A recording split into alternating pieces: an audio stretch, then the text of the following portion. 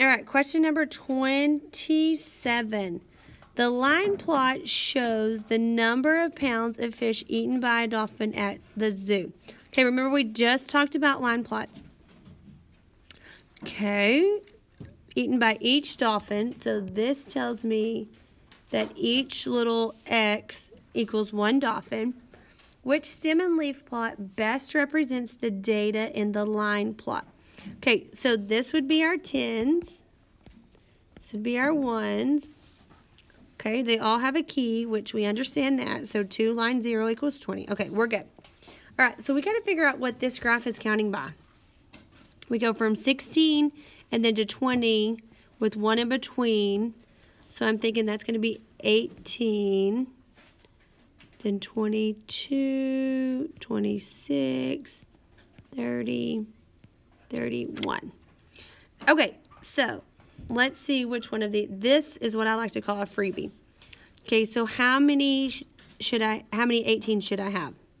2. So let's see. 18, 18, good. 18, 18, good. 17, do I have anything on 17? No, so that's automatic off. This only has 1 18, so that's automatic off, okay? Then I'm going to move to the next one, okay? So the next one right here is in between 18 and 20, so that's 19. So I should have 1 19, which this one doesn't, so I'm thinking that this is my answer, okay? But I'm not going to just automatically start out and say, yep, done, that's my answer. Check this one again. 20, it has a 20, we're good, but it has 2 20s, so no. I'm going to say this is my answer. This is a freebie.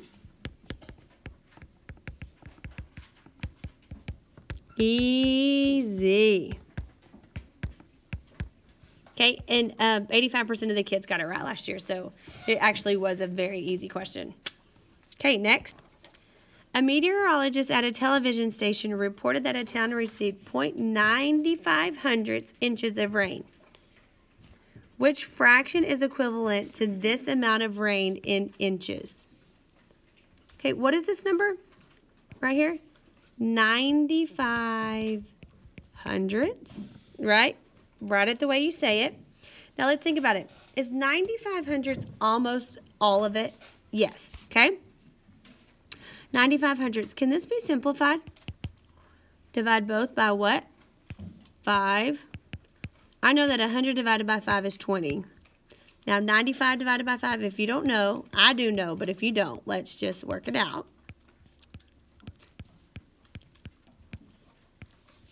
19 over 20. I don't really see how that could get any easier.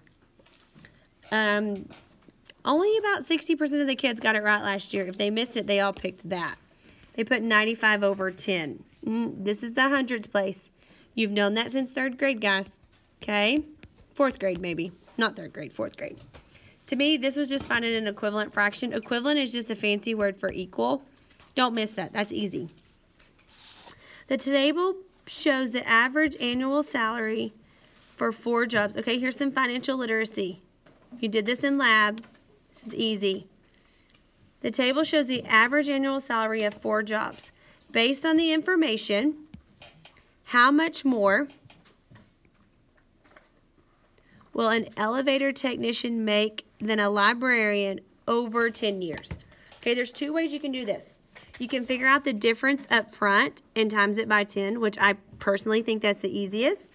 Or you could find the librarian times it by 10, the elevator technician times it by 10, and then subtract it. I'm going to do my work up front, so I need to find an elevator technician and a librarian. Okay, and it says how much more, so I know I'm going to subtract. So 71,900 minus 54,407. Okay, you're going to have to borrow. That's a 3, a 9, a 4. Borrow again. 17,493. And guess what? That is an answer choice. That is an answer choice because they think that you are going to pick that, and 21% of the kids last year did pick that. That is not your answer choice, guys. That is not answering the question that's being asked, because the question that is being asked says over 10 years. So this is the difference right here, and I have to multiply that times 10. Teacher, pardon this quick interruption. We are going to go. I'm hanging my 0 off. Drill. We do have several subs. Is the only reason I'm making an announcement that we're doing this. Subs. Okay, so we're having a lockdown drill. So if you hear something, that's what that is. So we're multiplying by 10. I just hung my 0 off. Guys, I'm pretty sure you're not supposed to be talking. I just hung my 0 off here, and then you just multiply like normal. 1, 2, 3, comma. So, over 10 years, the elevator technician will make $174,930 more than a librarian. Okay? Don't be tricked, guys. Do not be tricked.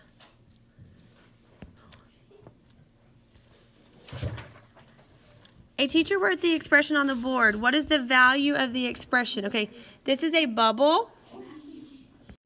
A teacher wrote this expression on the board. Okay, you're going to have to use the order of operations to answer this one. Okay, I'm going to come over here to the side, kind of. So I have -6, 2 plus -8 divided by 4. Okay, I have parentheses, right?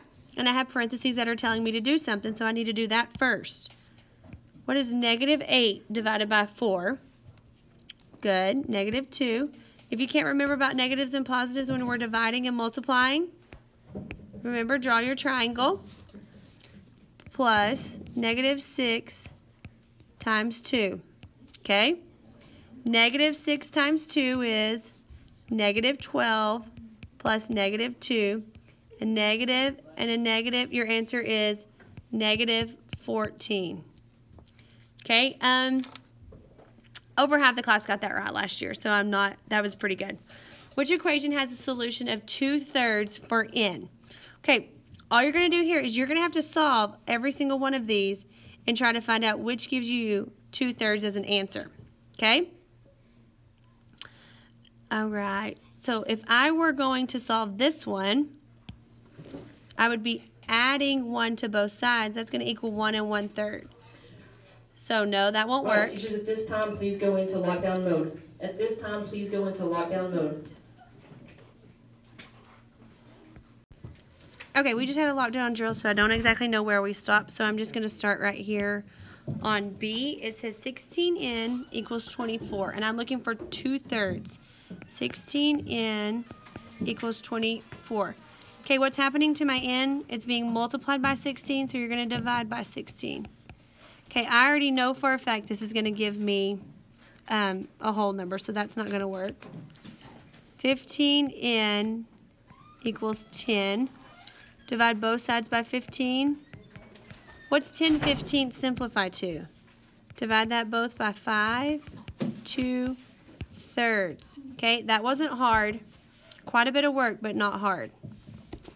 Okay, I'm going to do one more because I don't know if I've done 5, so this one might have 6 on it. Which graphic organizer correctly groups the following numbers? Okay, we have talked about this and talked about this and talked about this, and I told you this was going to be on your STAR test, okay? It will be on your STAR test. I know it will be. Okay, this is a rational number. Boom, good. This is an integer, good. This is a whole number, good. It could also be an integer, right? This is a rational number, okay? So I'm thinking that's going to be our answer. Let's look at 8. That's wrong because integers are positive and negative whole numbers. If you need to write that,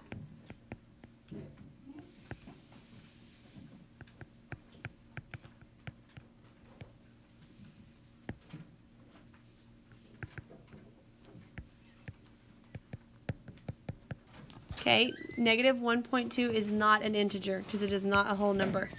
Okay, messed up down there by putting it down there and there. So that's that.